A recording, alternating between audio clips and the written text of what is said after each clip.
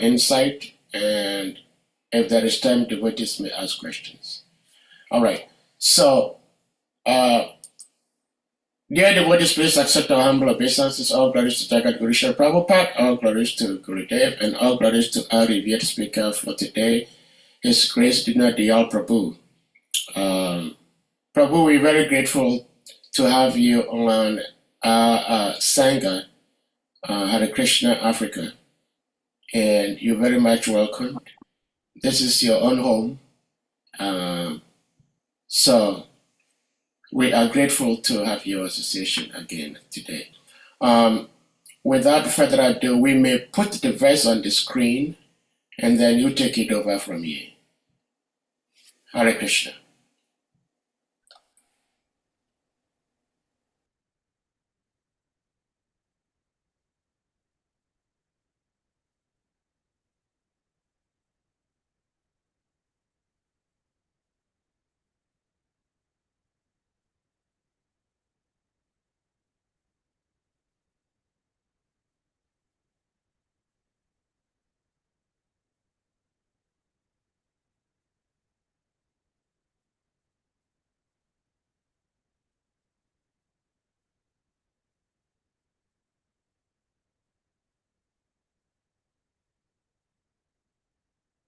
Jai, Hare Krishna. I guess I can start. Yes, Ki Jai.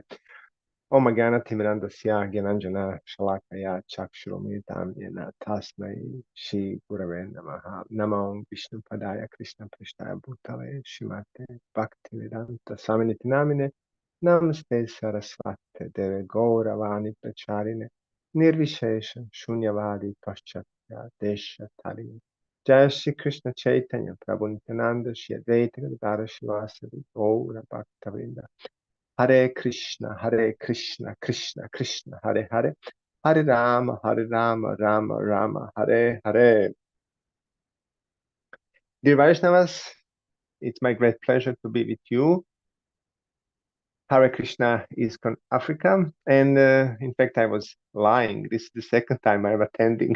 I was a few days ago at the call when His Grace Hari Shauri Prabhu was speaking naturally. What I wanted to do, I wanted to just get a glimpse into the communication you are having and how it goes there, that I'm prepared to learn something, and also out of respect to all of you and towards Srimad Bhagavatam.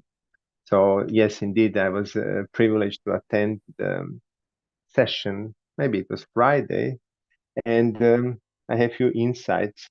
So what I would like to do,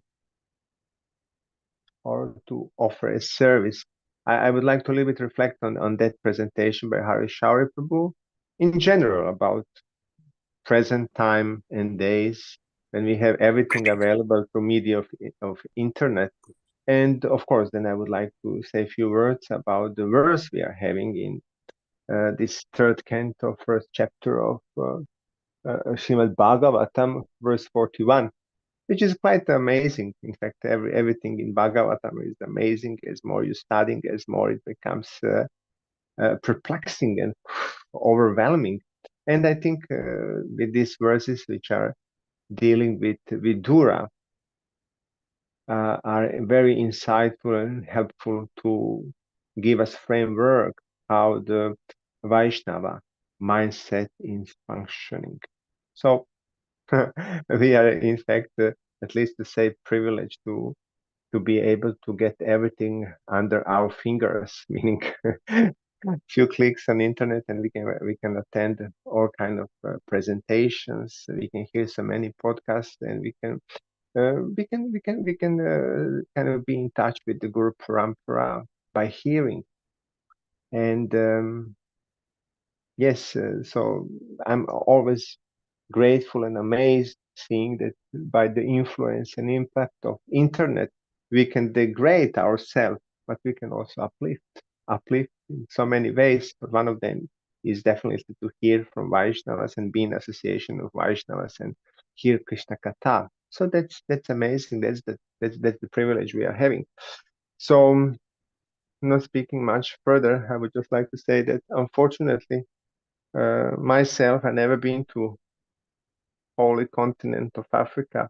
I know a number of devotees from Africa, especially from South Africa, but also now I know some also from continental Africa, from even, yeah, from South Africa. I know many devotees. We had, as you know, or maybe you read, I'm a part of the Alfred Force Pro Management. So we have some students and teachers from South Africa, but also we have students from other places in Africa. So at least I have some connection with devotees down there. But unfortunately, hopefully, I will be blessed to at least once pass by and be in Africa. So thank you.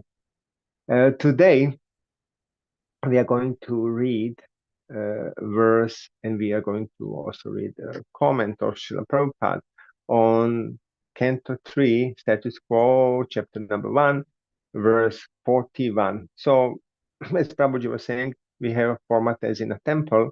So I will follow model which is offered by His Holiness Jayadvaita Maharaj. And Jayadvaita Maharaj is especially when there is a reading and singing, he's very quick. He goes through it and then he delivers the class. I'm kind of fond of that approach. Just go through the verse and then give comment or few sentences and some insights I'm having. And then, of course, it's going to be up to you to comment, to ask, to demand whatever you want after the presentation. So please just let us go through that.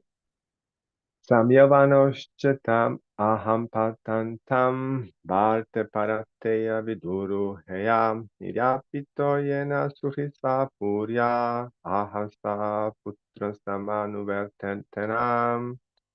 Samya, oh gentle one, anushorche, I lament, tam, him, adapatanam, gliding down, bratre, on his brothers, paretaya, death, vidudruhe, revolted against, yaha, one who, niryapitaha, driven out, yena, by whom, suhrit, well-wisher. And we know Suhrit is in Bhagavad Gita mentioned a few times. Sapuryaha, from his own house, aham, myself, Saputran, with his own son, Samanuvratana, accepting the same line of action. Translation and purport by His Divine Grace, Srila Prabhupada. O gentle one, I simply lament for him, Dhritarashtra, who rebelled against his brother after death. By him I was driven out of my own house, although I am his sincere well-wisher, because he accepted the line of action adopted by his own sons. Purport: Vidura did not ask about the welfare of his elder brother because there was no chance of his well-being, only news of his gliding down to hell. Vidura was a sincere well-wisher for the Dhritarashtra, and he had a thought about him in a corner of his heart. He lamented that the Dhritarashtra would rebel against the sons of his dead brother Pandu, and that he could drive him, Vidura, out of his own house on the dictation of his crooked sons. In spite of these actions, Vidura never became an enemy of the Dhritarashtra, but continued to be his well-wisher. And at the last stage of the Dhritarashtra's life, it was Vidura only who proven to be his real friend. Such is the behavior of the Vaishnava like Vidura. He desired all good even for his enemies. Samyanusachatam arham patanam bharte parate viduraya niryapito yena sukhisa purya Ahasa putran samanurhatena. Translation, O gentle one, I simply lament for him, the Dhritarashtra, who rebelled against his brother after death. By him, I was driven out of my own house, although I am his sincere well-wisher, because he accepted the line of action accepted by his sons.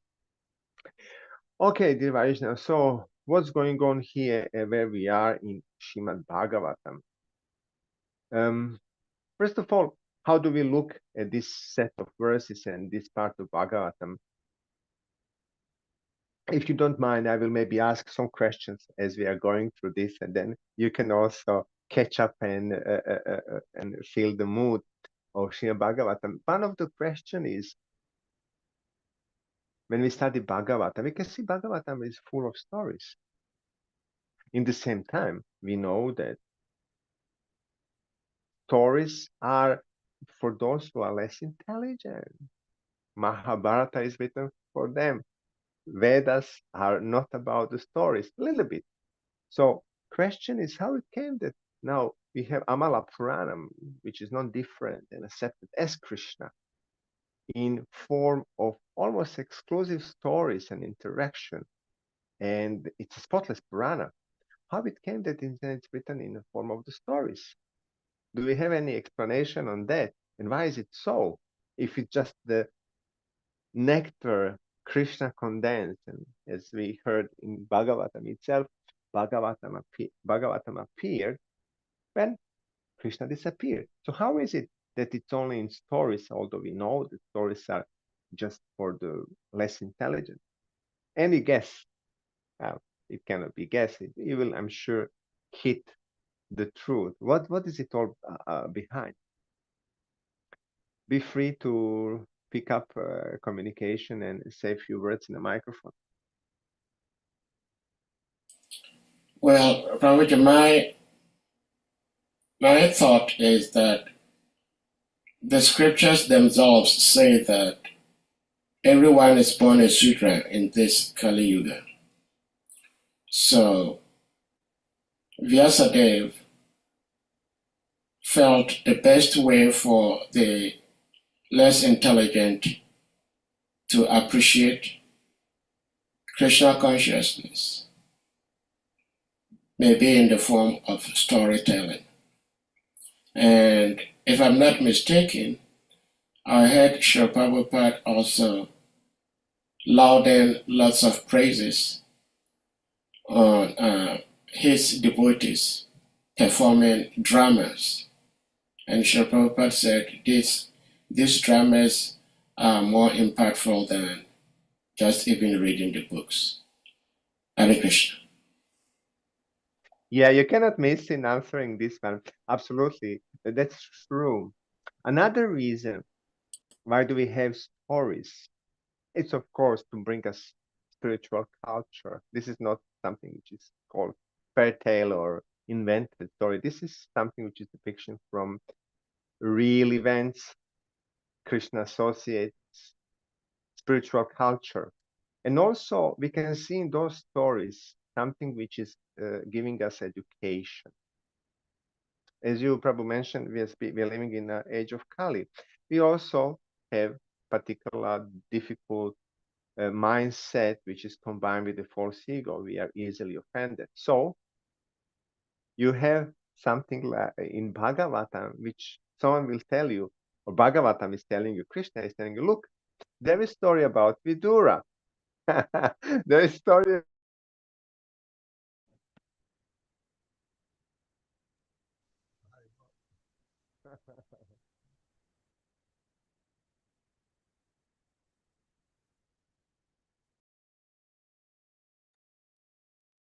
back to I'm back. I was having a call. So those stories are there to avoid our false ego.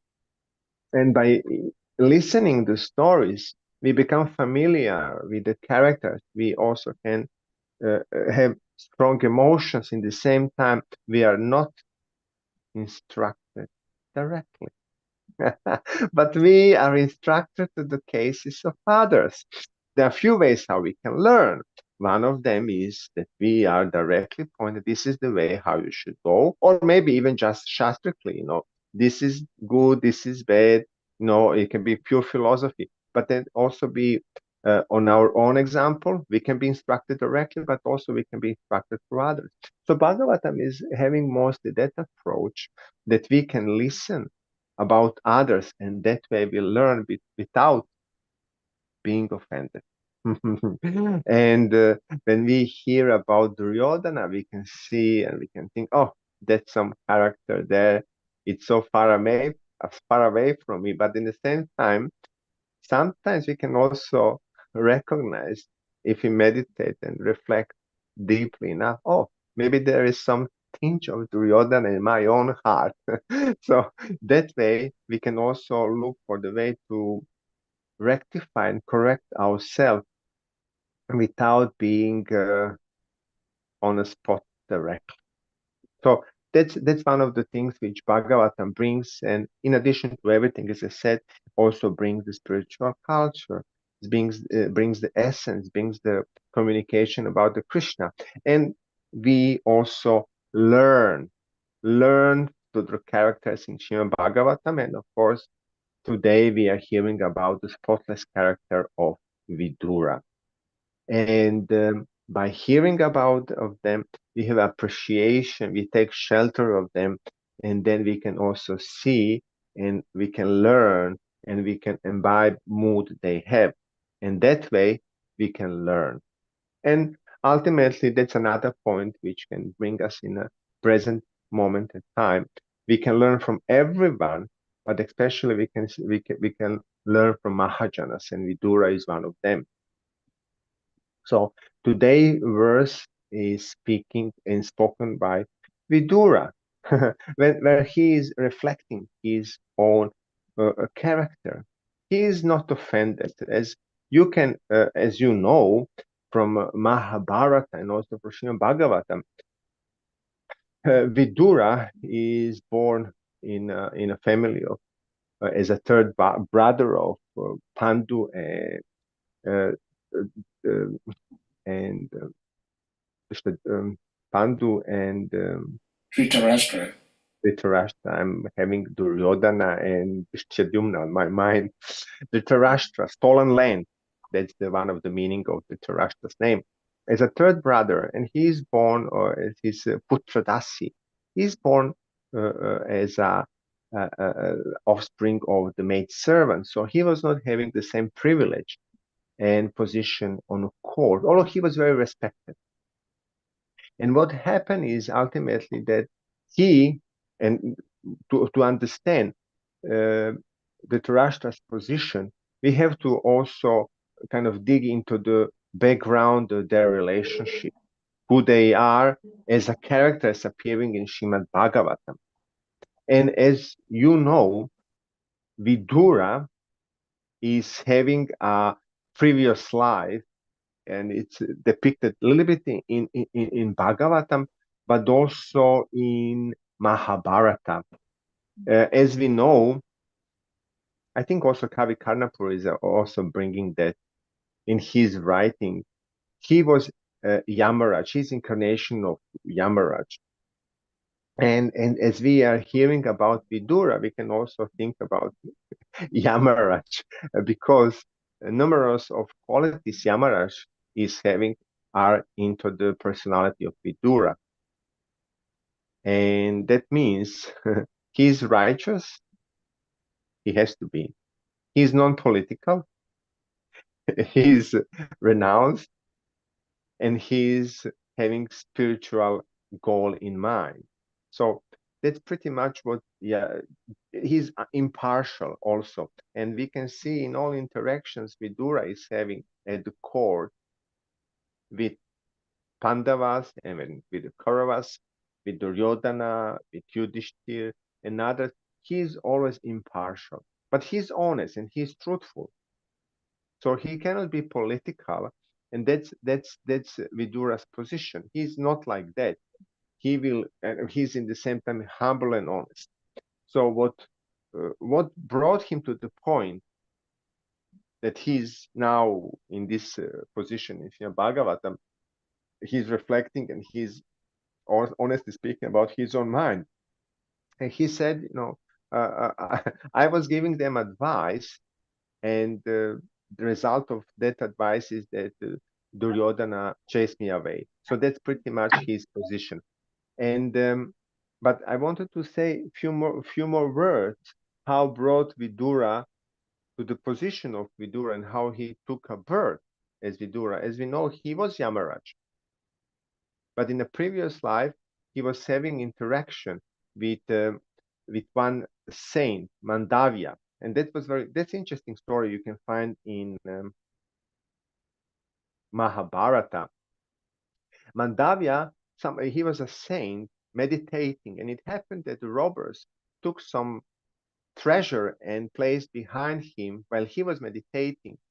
And royal court came to the cave Mandavya was meditating, and they saw the treasure, something what was stolen, alongside with the saint. They brought him to the king, and as a result, although he was saint, and it was no direct indication that he was the one who stole the treasure, he was pronounced, it was pronounced to him severe punishment. He was impaled. But because being saint and being saintly, he didn't die. So ultimately, Mandavya approached Yamaraj and he asked what I did. I'm leading and having quite a sober life, lots of austerity, meditation, and what brought me to this point that I went through such a painful experience of being impaled. I don't know how did they pierce him, but I know that impaling is the traditional one of the most cruel way how you are imposing punishment on anyone. And it was happening all around the globe from the ancient time, from India to Africa, especially to Europe, as you know, everywhere. And then Yamaraj told him, or Vidura in previous life, he told me that as a small boy, Mandavya, what he did, he pierced one animal with a straw. And based on that, result of that activity, being a small boy, it was not even ant, some animal he just pierced. Obviously, he killed the animal, a small insect. Result was that he will take the bird and he will get result even in that lifetime to being pierced on his own. So Mandavya cursed Yamaraj, since you are so cruel, let you take a bird in a human form and let you take a bird as a son of the maid servant. And then you will see and you will be facing the injustice. So that's the background why Vidura took a bird as a son of the maid servant and why he was experiencing what he experienced in relationship with his own family members. We can imagine, it was quite difficult for Vidura, who is impartial, who was not taking any side, to witness degradation of the whole dynasty and all those troublesome dealings they went through. And him being naturally inclined towards service and towards Krishna, he was finding that very distasteful. And just imagine what was for him to hear all those offenses he was hearing in interaction with others. Just in this chapter, I think it's verse number 15, his nephew, his brother's son was offending him so strongly. Ultimately, he's by the Dhritarashtra. He was asked, what should they do? Like he was asked many times. He was advisor, and he was loved by the Dhritarashtra. He was asked what to do, and Vidura, as non-political person, he couldn't say anything then. Truth. He was just straightforward. And then Duryodhana, I will read the verse number 15, who asked him to come here, this son of a kept mistress. he's so crooked that he spies in the interest of the enemy against those on whose support he has grown up. Toss him out of the palace immediately and leave him with only his breath. So that's Duryodhana Vacha. And you can also imagine that Duryodhana, so this relationship between Vidura and Duryodhana, that intensity is built throughout the whole life. As you remember, whole life of Duryodhana, as you know, at the moment Duryodhana was born, we read in first canto of Srimad Bhagavatam, uh, so many inauspiciousness were also appearing. And Vidura was already advised there. He was advised to Dhritarashtra. And what happened? Animals were producing weird sounds, jackals, wolves, elephants, and some royal animals at the court were misbehaving. Crows and were heard, strong wind, earthquakes, darkness fell upon the earth throughout the day. So it was very inauspicious and very dramatic. So when they asked Vidura, what should we do? What's that? Then Vidura openly said, that's because sons are produced from the meatballs, as we know how Duryodhana came and his brothers. And then Vidura said, they should be destroyed. They will bring destruction upon the Yadu dynasty. And in fact, that's one of the first interactions between Vidura and Kurus, which were clearly indicating direction, how that relationship will go. His brother, Dhritarashtra, didn't appreciate much his advice. How can he destroy the bodies of his sons, which has just appeared? He was already attached to them. Although it was also clear for Dhritarashtra, not only then, but throughout the whole Mahabharata and throughout the whole Srimad Bhagavatam, he's very clear that his sons, headed by Duryodhana, are not going to bring any fortune or fame to the family, neither righteousness. He was clear also that Pandu's son, headed by Yudhishthir, they are the noble one. Still, he couldn't give it up. And then, as you can imagine, that relationship is built throughout the time. Every interaction, which is of course not mentioned here in the Srimad Bhagavatam, but in Mahabharata is very clear. Vidura, as an honest person, he was always clear and transparent what's going on with the core dealing of the Kuru sides, and he was informing Pandu's son Pandavas what's going on and the ways how plot is going on against them and how they are looking to kill him. So that's pretty much clear in that relationship from the very beginning. But ultimately, let us just focus a little bit more on Vidura, because of course his position and his personality is discussed, and he is the main protagonist of this part of Srimad Bhagavatam. What can we learn from him? What is in this interaction for us? That's the main important question.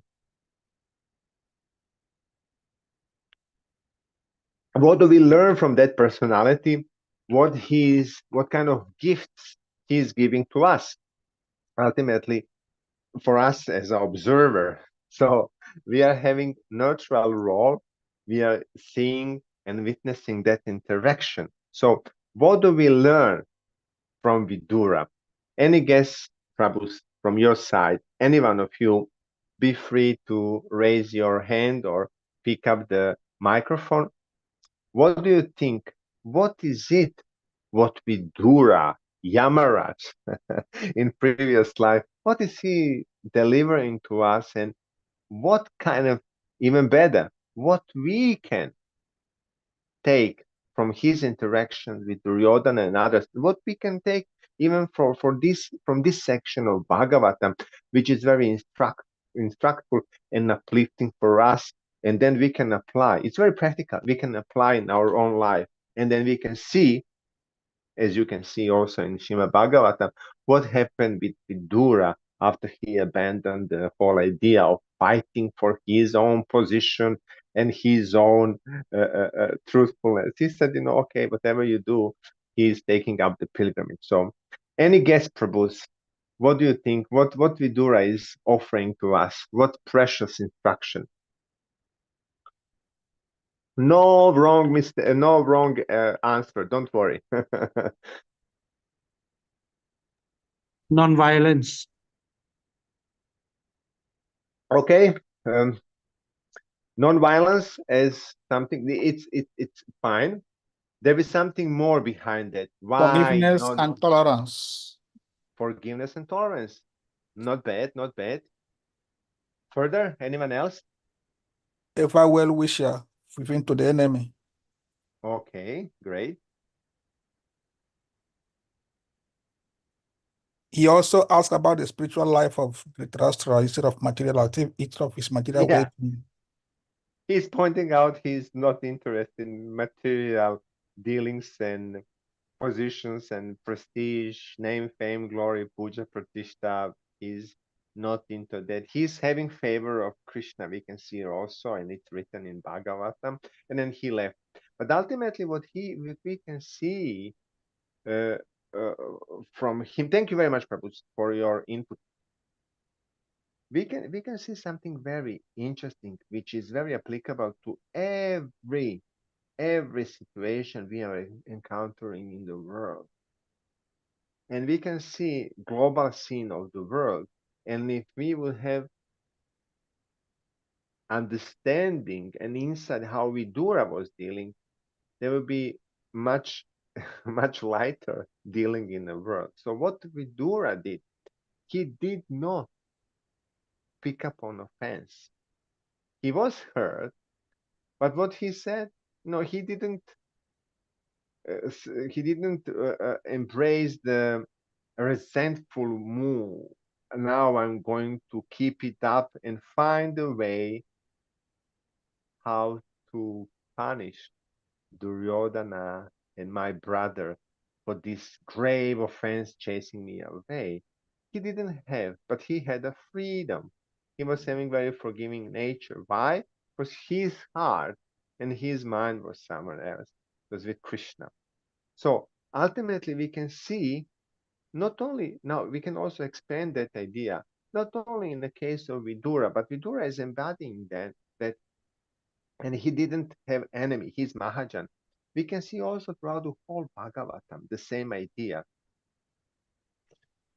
Opening of the Bhagavatam, first thing what happened is Parikshit Maharaj, he's resentful. I need to get appreciation and I need to be respected as a king.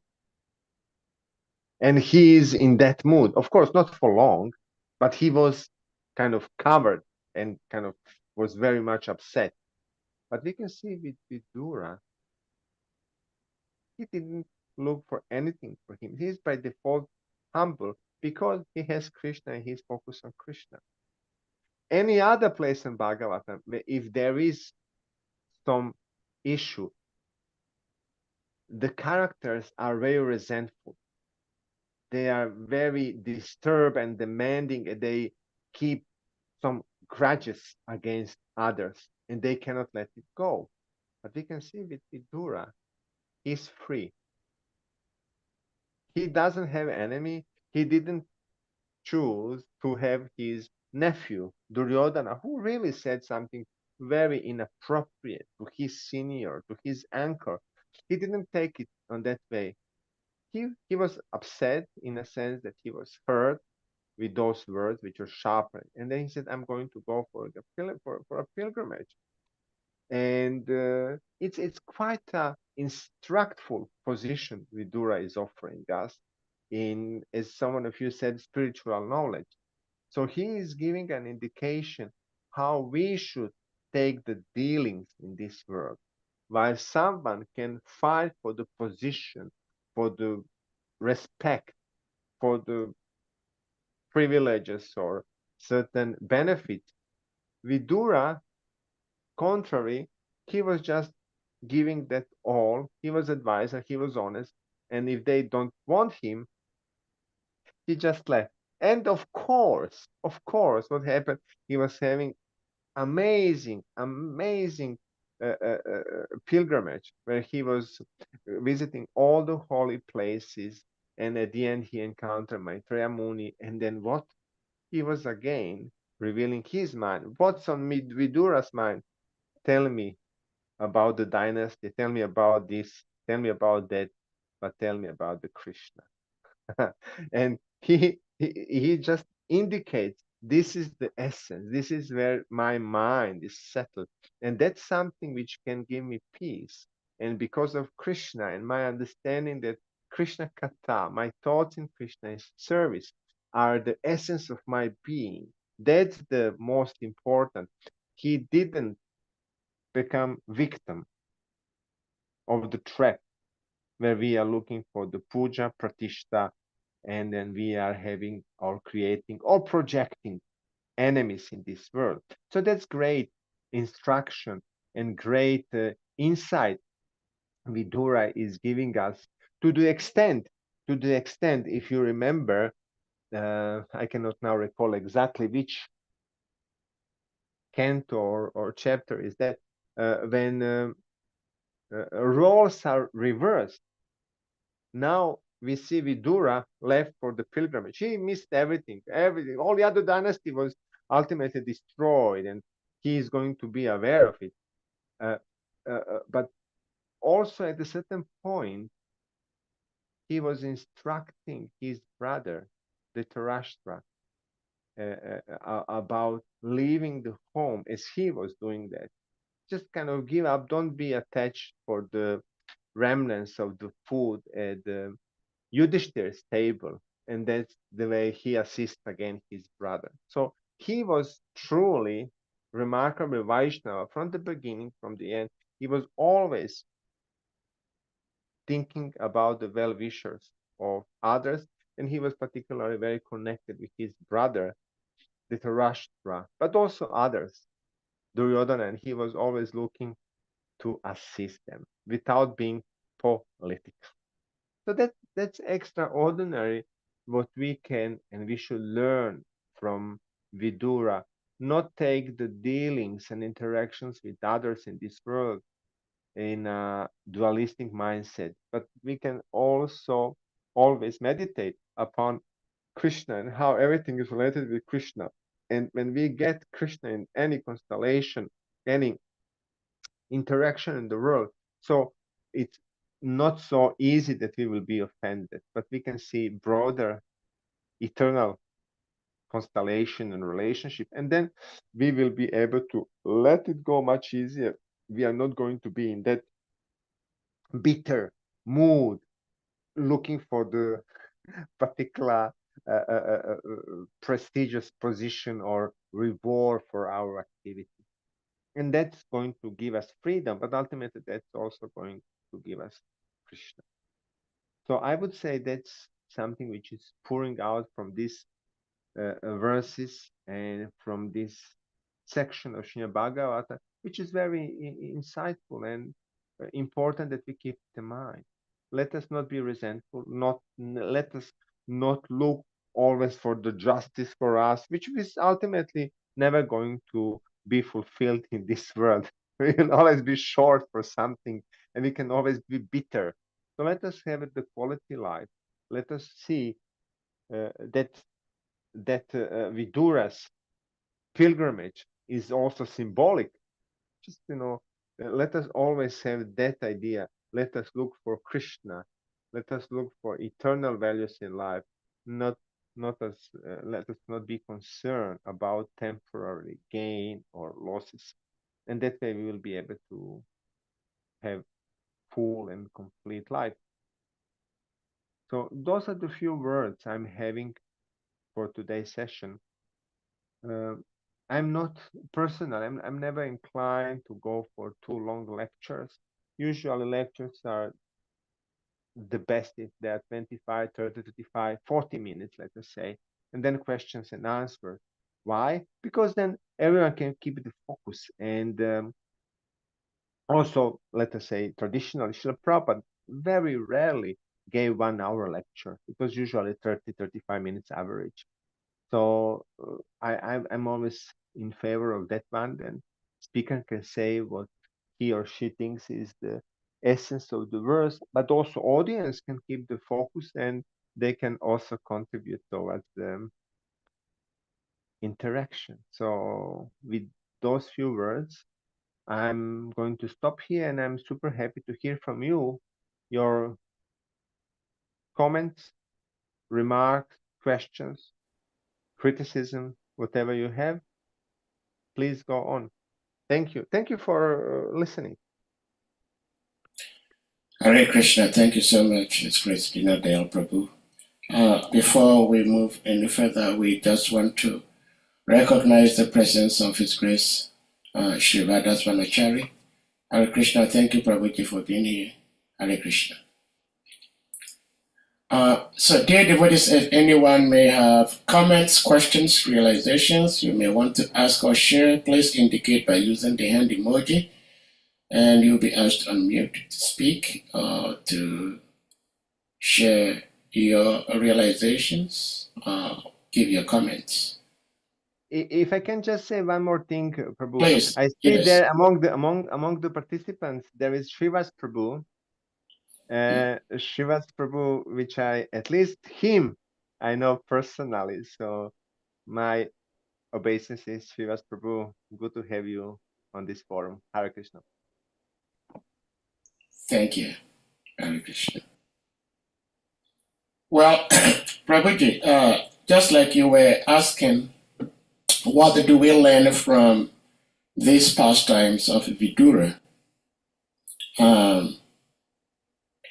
I have asked this question on this platform before, and I am repeating, asking the same question to you today, because we're talking about the same subject matter. And I probably may ask another speaker when there is an opportunity to ask the same question. So, devotees, if you hear me repeating the question, please tolerate me, because I would like to hear from different devotees to get to understand exactly what we need to do in such situations. And that is the battlefield of Kurukshetra was already staged by Krishna. So there was nothing anybody could do to make any changes. Now, sometimes when we watch movies, you wish this person could do this or could do that, but there is nothing we can do in that effect. It's already staged. So it was with the battlefield of Kurukshetra. But we at the background will learn from the movie, from the pastime. So my question is, what do we learn from the Pandavas being silent over Maharaj Yudhishthira, involving himself in gambling, and thereby losing Draupadi? Draupadi almost disrobed in public, which eventually led to the war, and so many innocent people, at least from our angle, innocent people all got killed. And we had so many women left without husbands because their husbands were dead, all because of one person's error of engaging in gambling. So what do we learn when someone is in position of authority doing something wrong, what do the subordinates do? Yudhishthira was an authority. He was a superior. So the other Pandavas, Bhima, Arjun, Nakul, Sahadev, they all had to watch, listen. What do we learn from such behaviors? And what do we do? Thank you. Thank you. Thank you very much. This is a very deep question, and I would say from time to time, we hear devotees in our lineage, contemporary speakers, are touching upon that one. And you can, as you can imagine, you can get so many varieties of answers, so many different. One of the answer is that it's sweet will of Krishna. As Srila Bhaktisiddhanta Saraswati Thakur said, Krishna is transcendental autocrat. That he can do things in whatever way he wants. And good thing for saying that everything becomes auspicious. But even if great devotees around Krishna, in you're bringing in topic of Kurukshetra, if they would ask why,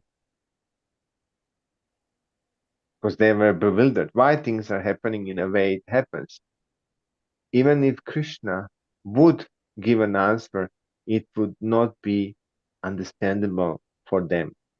That's something which I can refer as very, at least for my need and my intellect, most closer satisfactory answer. Radhikaraman Prabhu from Boise, he was speaking about close Krishna associates and their bewilderment. And conclusion was, as closer we are to Krishna, as more we are bewildered. So why particular things are happening in a way they are happening? What's the wheel of karma unwrapping and wheeling out things?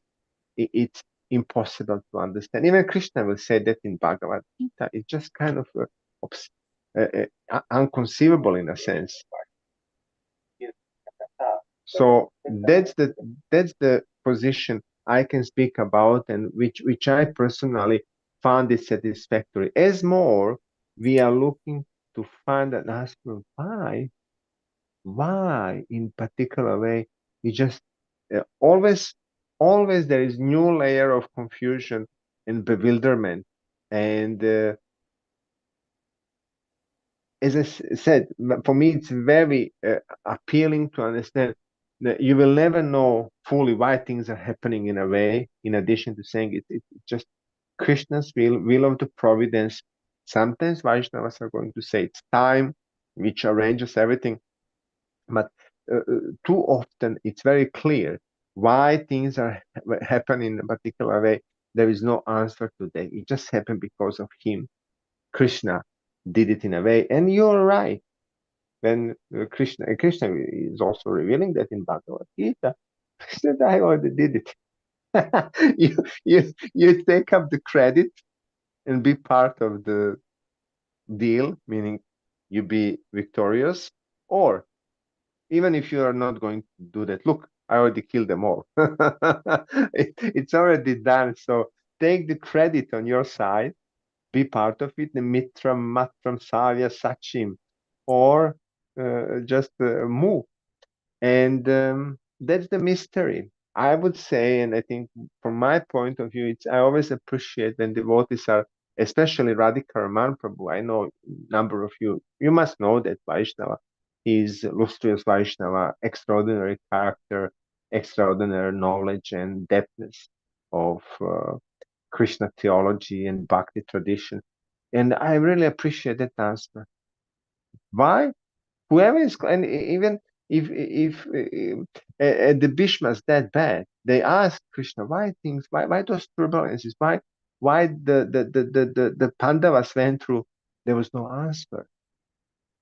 Because, and then Radhika said, even if Krishna would say, it would be again perplexing and no one would figure out why. So I would be happy to read the book on that topic, why things are happening and how Vaishnavas are answering that question. But it's, it's very perplexing, very perplexing. In addition to saying that it obviously for Vaishnavas, even karma is not an answer. Karma definitely gives certain insight as some things are supposed to happen, as we can see in Vidura's case. You did something, you got cursed, and this is the way. But again, as a Vaishnava, we have our free will, something which we can use on a way how we are going to, and that's maybe a way to search for an answer, how we are going to address and how we are going to react on a particular issue, something which is happening in our life as Vidura. And this is the glory of his character. And this is the glory we can learn from other Vaishnavas. Instead of being resentful, they embrace high realm. I don't have enemies. I will perform my duty. I will give my best, and I wish, and I'm truly well-wisher of others. That's something which I can say. Hopefully, it's to the degree, at least few percent satisfactory for you, Prabhu. Please let me know. Well, Hare Krishna, thank you for attempting to answer my question. Your answer raised lots of further questions, but seems other people have questions because, like I said initially in my question, the battlefield of Kurukshetra, nobody could have done anything other than how it happened because Krishna willed it. In my case, I don't know about other devotees, but in my case, my lifestyle is not planned by Krishna because I'm not a pure devotee. I'm struggling to become a devotee. So I'm being used or being manipulated by material energy, which is, even though it's Krishna's energy, but it's not Krishna who is doing that for a divine purpose. And if we say that it is Krishna's will, and this is how sometimes I don't understand how we as devotees apply the philosophy. Because if we say that whatever happens is Krishna's will, if it is Krishna's will, why do we want to change the will? So if somebody is eating meat, it's Krishna's will. Why do we go out to preach to people not to consume meat? Why do we go out to preach to people not to engage in gambling? So these are some of the things that make me ask questions like that, because we want to learn from those pastimes, those movies, and use them as lessons to live our lives. But we'll go to Dr. Hassan. I think he has something to ask or say. Please, you may unmute, Dr. Hassan. Hare Krishna. Please forgive me. I don't know how to address him, Adam Maharaj, or His Grace, because I was a little bit late. So you can address him in grace. So Hare Krishna, Your Grace, please kindly accept my humble respect, obeisances. All glory to Guru Dev, all glory to Srila Prabhupada, and all glory to you, and all glory to the assembled devotees. Thank you for the wonderful class. Please, my question is, it is said that we have to follow the footsteps of acharyas or the senior devotees or those who come before us. When Prabhupada came, he risked his life to come to America, and at the same time, he risked his life to go to Eastern Europe, Russia, where there was he was not there was so danger and everything. And His Holiness Bhakti Swami also risked his life to go to Russia, where there was a lot of danger on his life, but he took that risk to go there, and he made a lot of impact in that place. Recently, I saw on social media that one Swami or one Maharaj went to Russia and he was arrested because of what is going on between Russia and Ukraine. So my question is, as a devotee, if you are going somewhere and you see that there's a danger there, do you have to still put your faith in Krishna and go, or do you have to stay back? Because if it's clear that where you are going, there's a danger, and you want to do the devotional service, so what advice would you give? Because if there is something dangerous going there, which is clear that if you go, you are going to be in trouble, or you'll be arrested, or you can be killed, do you still have to put your faith in Krishna to protect you, or you have to stay back? I'm kind of confused about that, because if you did not go, it's more like you don't have faith in Krishna, and other people have done it before. So what should you do? Do you still have to do that? This is my question. Hare Krishna. Yes, Prabhu. Well, thank you very much for this question. Well, ultimately, it's good that we have example of Srila Prabhupada. He would take the risks, and he would also encourage his disciples to take a risk. As you remember, interactions or the initial years of ISKCON in India and Pakistan, Gargamuni Prabhu was sent to Pakistan, then Guru Das, also some dangerous country, and there was something in in newsletter appearing that devotees were killed, and then when Gargamuni came back, Prabhupada was super happy and he was embracing Gargamuni like anything.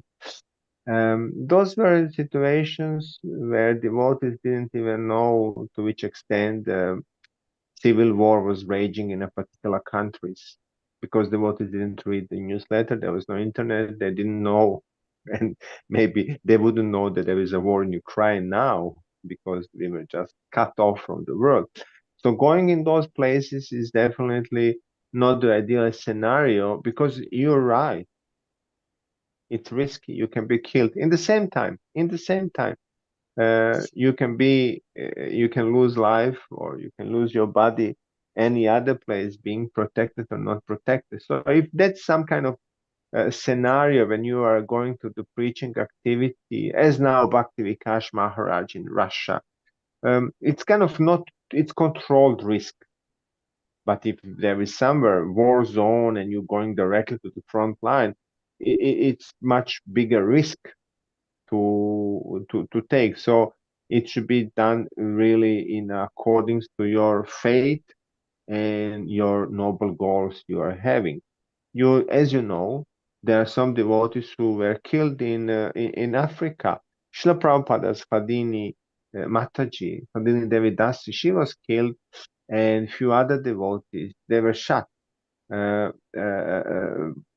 Which country you might be recalling? There is, I cannot recall now, honestly. Sorry for my, but she was killed. Liberia. Algeria. Liberia. Okay, so and it happened number of years ago. So they were taking up the risk, and ultimately we can say how it came that their bodies were not protected. Well, ultimately, indeed, they were shot.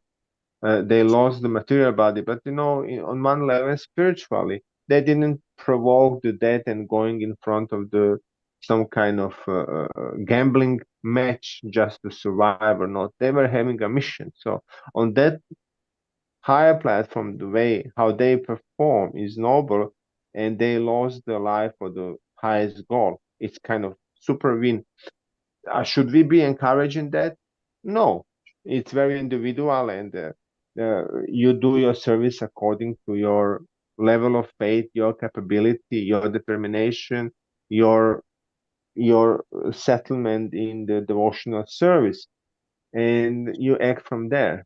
Ultimately, we should be able to understand that having a body means that we are going to give up the body.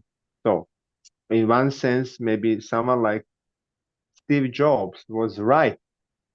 You know what he said? He said, everyone wants to go to heaven, but no one wants to leave the body. So we want to go to Krishna, but we don't want to leave this body. It's not the way.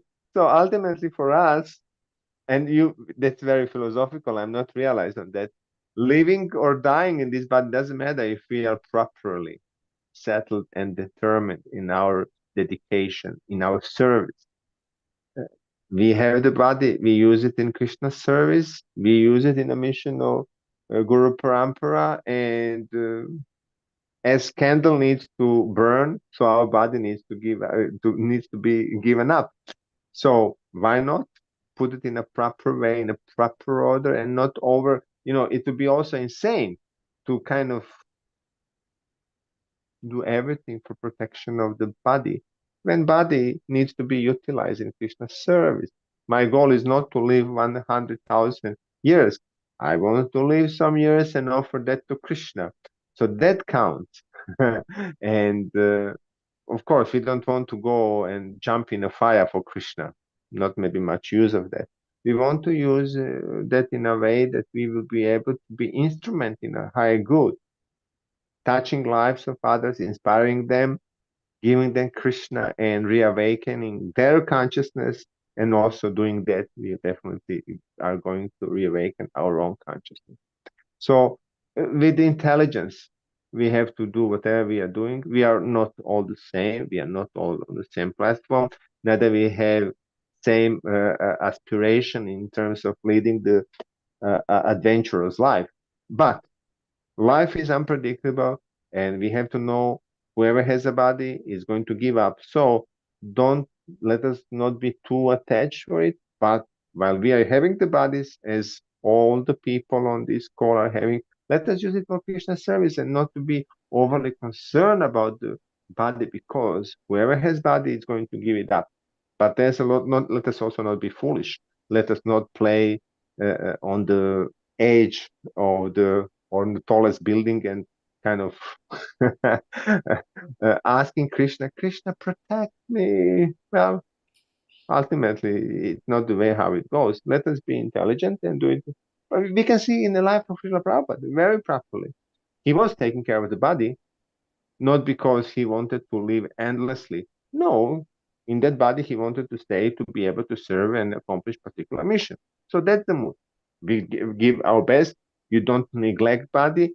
It's a temple. It's sacred place if it's used for Krishna service. Let us use it as best. Don't overestimate and overproject your own self. We are small jivakas. We are small jivas, but we are doing that for Krishna. So that's unlimitedly pleasing for the Guru Parampara and also to Krishna. And that's glorious position. So it would be very pity that we lose the bodies just like that because of our own foolishness. No, we want to be smart, use it in Krishna's service, and hopefully once when we leave the body, we will see, okay, at least majority of my life was utilized in a proper way. And of course, spiritual authorities and whoever we meet after leaving the body, they are very grateful and appreciative for whatever we are doing. And that's success. It wouldn't be success that now we go on the street, I don't know, wherever, and just act in a really strange way without proper intelligence and kind of playing with the devil, as they say. No, we should be smart. Thank you so much for the elaborate answer, DINA DAYAL Prabhu. Kusha Prabhu, please. Honorable, I just want to make a comment on what Hassan said.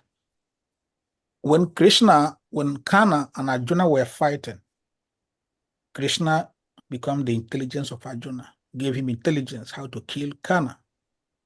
So if that's a preacher or a devotee, intelligence is still necessary. We can't just say Krishna will protect us. That's nonsense. You use your brain and know where there's danger, you don't go there. When it's okay, you can go. Because if not, the Kurukshetra battle, no military, no camp could have taken precaution to kill each other and win victory. And Krishna was also guiding them. So that Krishna being the guru or the teacher or the spiritual master, the disciple or the devotee still have to make consultation to senior devotees. They can advise him or her, don't go, wait a bit, do it this way. One should not just jump himself into a danger and say, Krishna, I'm a devotee. You're committing spiritual suicide. The Krishna will ask you, what do you do with your intelligence?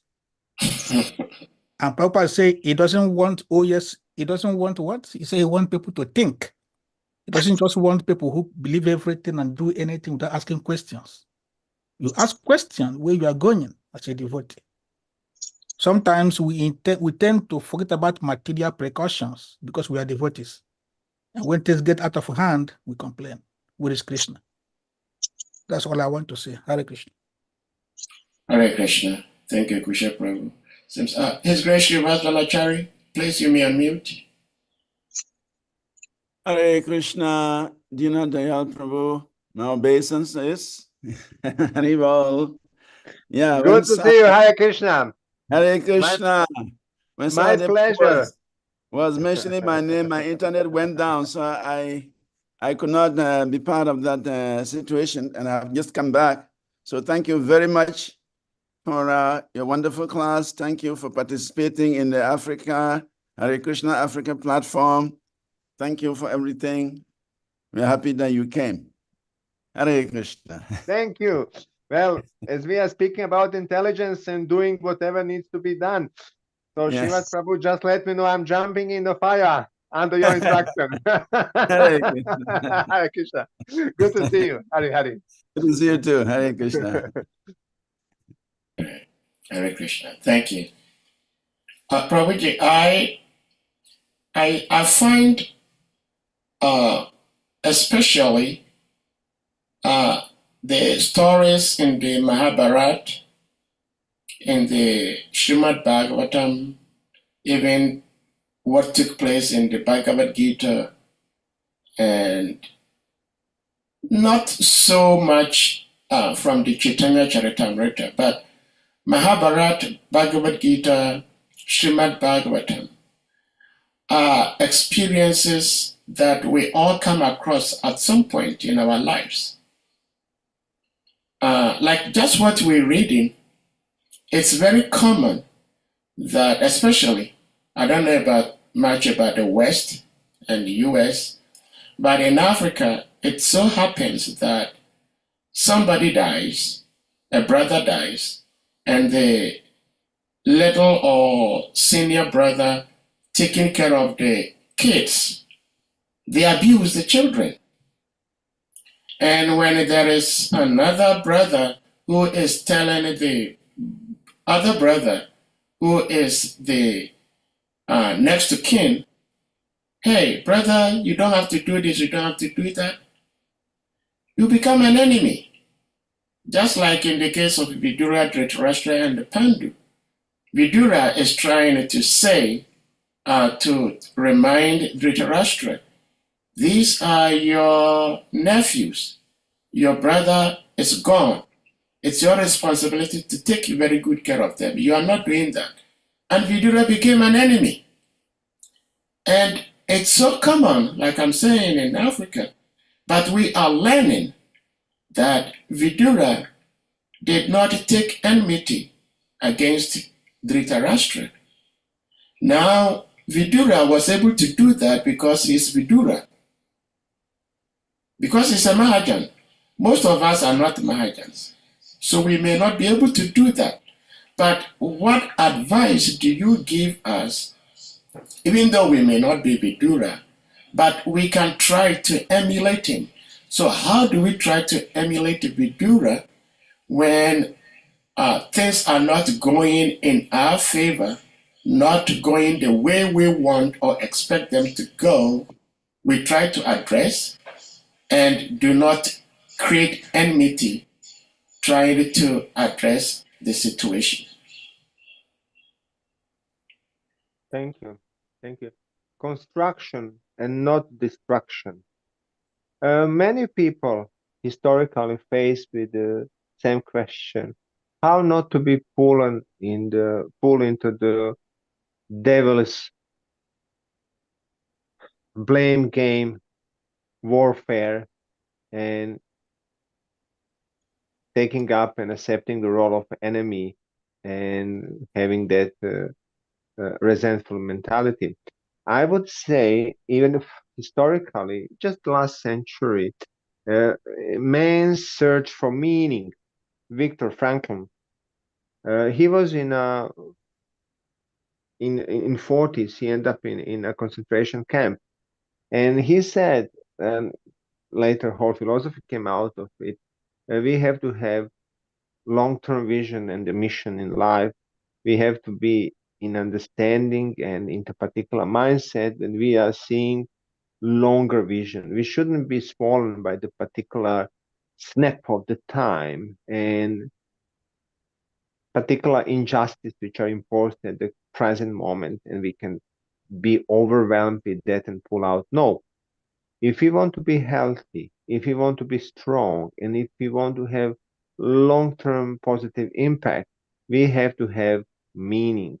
And for devotees, I think it's very clear that we have it and we should just embrace and grow it in our life.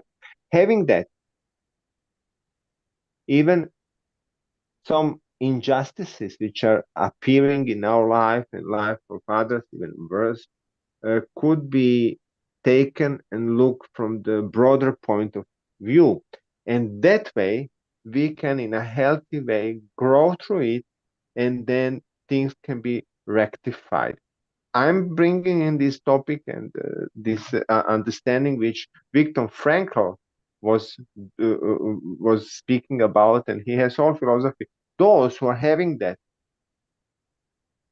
and his experience from the Konz camp, those who were eaten by the injustice imposed to their colleagues in a Konz camp, they were dying, they were starving, they couldn't perform, they were eating the same food as their enemies. So they were just, they took up that frequency.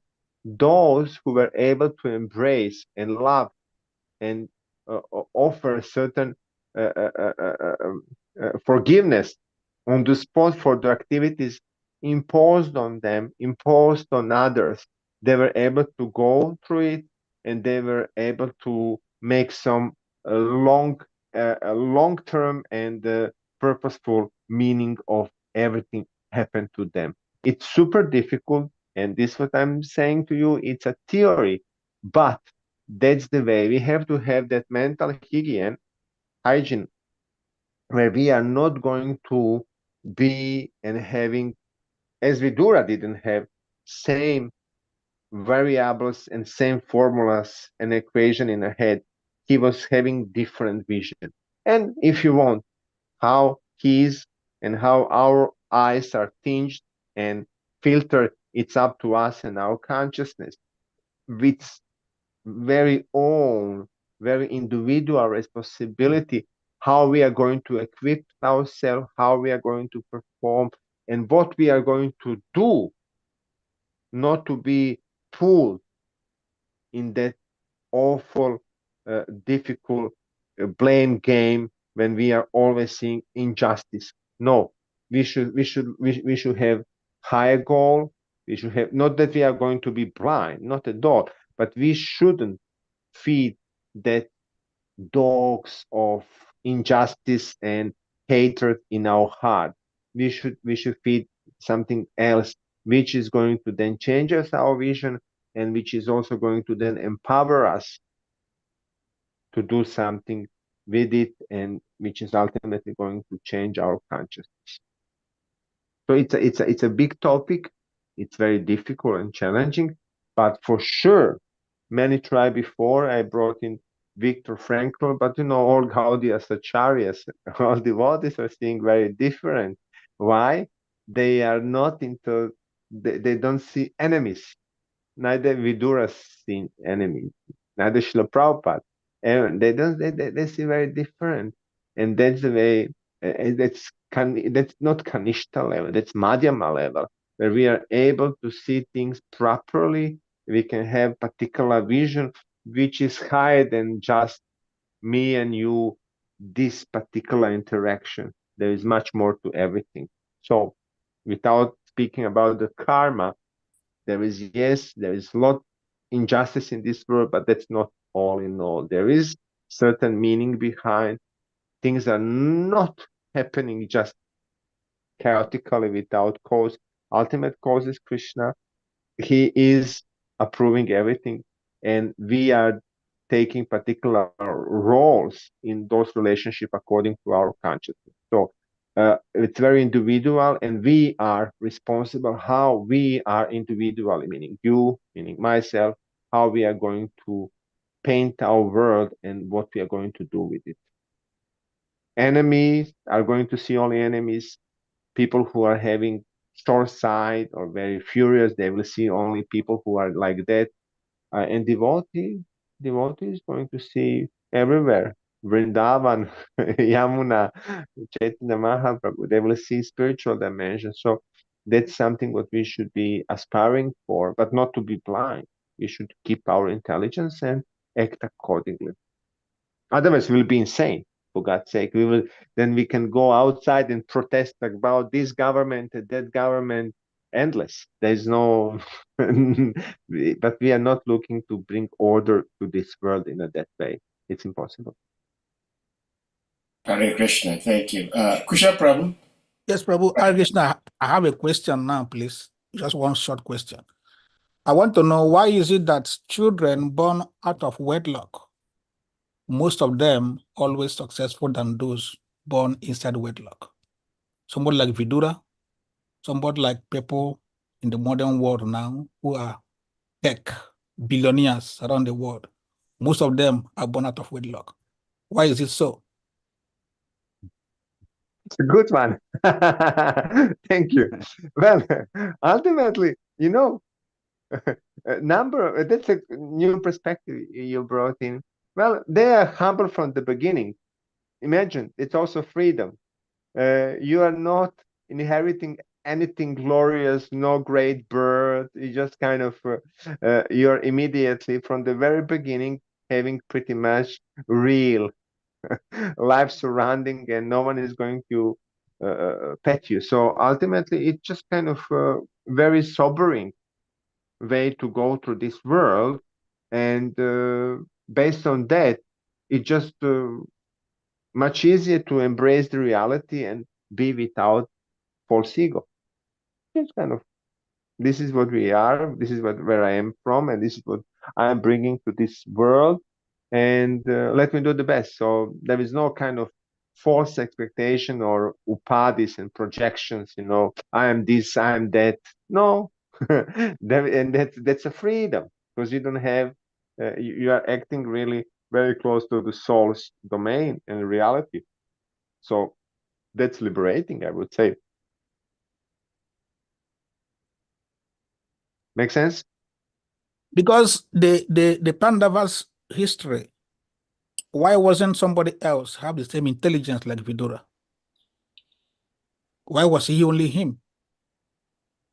Yeah, why Vidura was in a position Vidura was, right? Yeah, and I'm giving the example, people born out of wedlock. Why did Krishna bless them more than children born inside wedlock?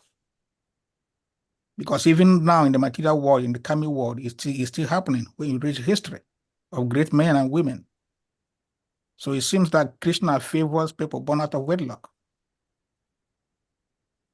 Yeah. Maybe somebody can look into it and find out mystically or spiritually what the hell is going on.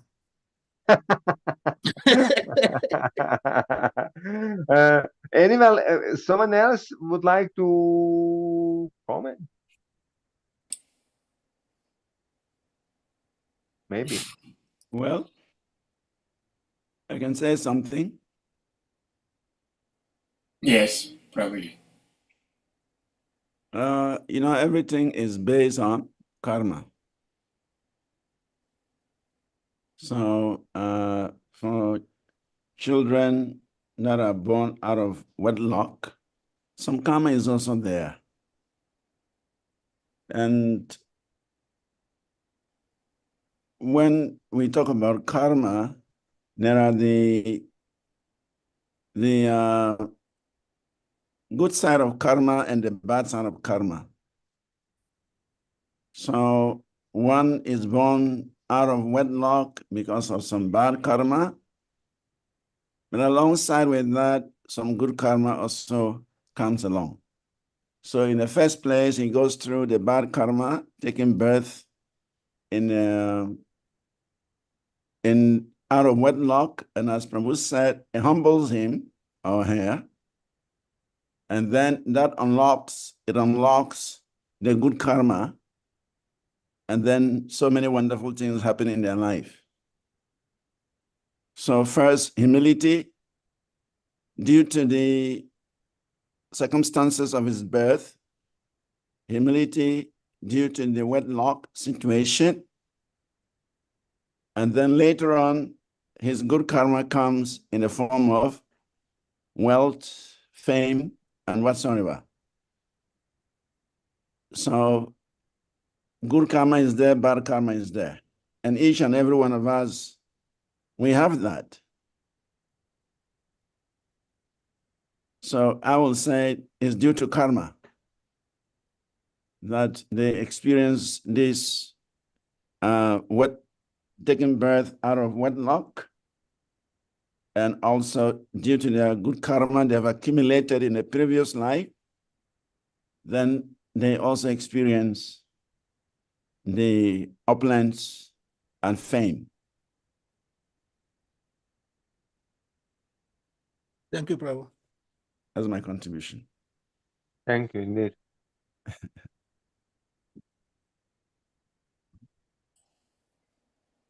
Well, Hare Krishna, thank you for the question. I don't know exactly what statistics have on Kusha Prabhu's question, because in the States, for example, there are fewer wedlocks. There are fewer wedlock marriages than out of wedlock marriages, and they still the spouses still live together as husband and wife. It's simply because they have not performed a wedding does not mean they're not married couples. Such marriages are much more than those who formally do wedding. It will be interesting to look it up to get more information, what statistics say on this wonderful subject matter Kusha Prabhu raised. Anybody else with something to say or to share? Prabhuji, DINA DAYAL Prabhu, where are you speaking from, if I may ask? I am speaking from Goloka Vrindavan, the spiritual world. Hare Yeah, Krishna. in a devotee association, everything is Goloka. So I'm at the moment, while I'm with you, Goloka Vrindavan. At the moment, joke aside, I'm at the one island in Croatia, South Europe. It's called KRK, Krk. And that's the place I'm at the moment speaking. Summertime is here. It's for us super warm, 32, 33, 34 degrees. Otherwise, I'm throughout the year, I'm situated and located and performing and serving from Radadesh, Belgium. That's my Belgium. that's Okay. my home. Okay. Thank you so much for sharing Well, that. thank you. I'm super happy to get to know some of you in person and that we spoke. And thank you for the privilege of, yeah, we are speaking about the life and the meaning. There is nothing better what we can cultivate in life. It's a good sadhu sangha and Krishna katha. So thank you for pursuing this way of communication about Krishna and having it online on such a regular twice a week model. It's extraordinaire, as they say in French. So Yeah. my humble obeisance is for that initiative and more keeping that initiative. Well, thank you so much for giving us your sweet association. We've learned a lot from you, and we've felt lots of love from your end. And we're grateful, and we hope to have your association once again in the very near future. Dear, I'm what is definitely going to listen to your classes also, not to speak. I'm in the mood. I'm going to listen and then maybe speak. But I appreciate. Thank you, Prabhu. Hare Krishna? Dear devotees, does anyone have something to share before we call it a day? And DINA Dayal Prabhu, do you perchance have any concluding words? I believe you did, but if you have concluding words, you may do that before we end. I think we You said did. pretty much conclusively everything, and Okay. I'm grateful, And if I can say, it's very important what I said now. We just have to cultivate proper relationship in Krishna Katha, and that's the essence of life. That's the quality of life, and that's the mood we should imbibe. If we do so, many of our problems and troubles are going to go away because we are properly situated. Yeah. Simple as that. So that's I'm telling to myself, but I guess it's also applicable in your life. Thank you. Hare Krishna, thank you. And His Grace Srivas Vanachari, Prabhu, please, do you have something to share before we call it a day? Hare Krishna. I always say thank you to my good friend. Hare Krishna. Always seeing you brings a smile on my face and warmness in my heart. Thank you, Prabhu. Hare Krishna. So with that, we're going to humbly request all the devotees to kindly unmute, and we all chant Hare Krishna Mahamantra to express our appreciation to our revered speaker, His Grace DINA Dayal Prabhu. Jai. Hare Krishna, Hare Hare Krishna, Krishna, Krishna Krishna Krishna, Krishna, Hare Krishna, Hare, Hare Hare, Hare Rama, Hare Rama, Hare Rama Rama, Rama, Rama Hare Rama, Hare Hare. Hare. Kancha Kalpa Tarabhishcha, Rajata Siddhiyeva Kitanam Vivata, Gavanabhyo Vaishnava. All glories to His Grace DINA Dayal Prabhu Ki Jai. All glories to Samud Vaishnava devotees Ki Jai. Hare Krishna.